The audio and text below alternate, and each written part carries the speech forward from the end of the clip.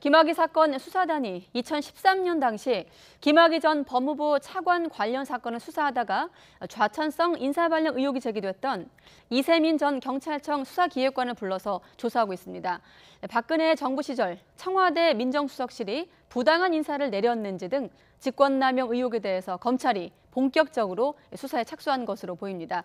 김 전 차관에게 성폭행을 당했다고 주장하는 여성 A씨도 이번 주 수사단에 출석할 것으로 보입니다. 취재기자 연결해보죠. 김태민 기자.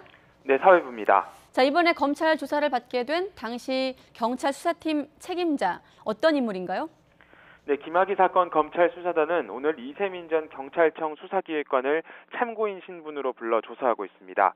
이 전 기획관은 지난 2013년 김학의 전 법무부 차관의 별장 성접대 의혹을 수사한 실무 책임자인데요.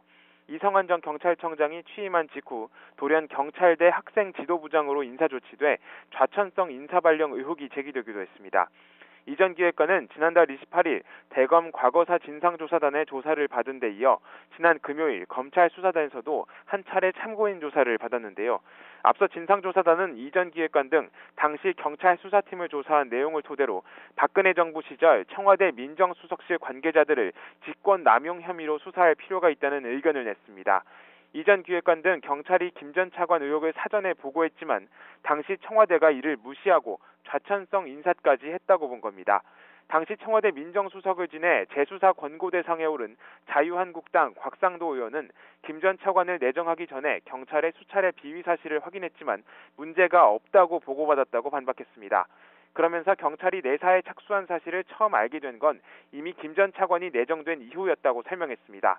당시 보고 절차에 실무 책임자인 이 전 기획관도 포함된 만큼 이번 검찰 조사에서 구체적인 경위가 드러날지 관심입니다. 검찰 수사단은 이 전 차장을 상대로 당시 김 전 차관의 의혹을 윗선에 보고한 과정을 확인하고 수사 개입이나 부당 인사가 있었는지 등을 살펴볼 방침입니다. 자, 이번 수사 청와대 직권남용 의혹 부분이 이제 한 축이고 나머지 한 축은 사건이 발단이 됐던 별장 성범죄 의혹인데 여기에 대해서도 이 수사단이 진상조사에 나섰죠? 네, 검찰 수사단은 지난 2014년 김 전 차관에게 성폭행을 당했다고 주장했던 A씨를 이번 주에 만나기로 했습니다. A씨는 2008년 강원도 원주 별장에서 건설업자 윤중천 씨의 소개로 김 전 차관을 만나 성폭행을 당했다고 주장해왔습니다.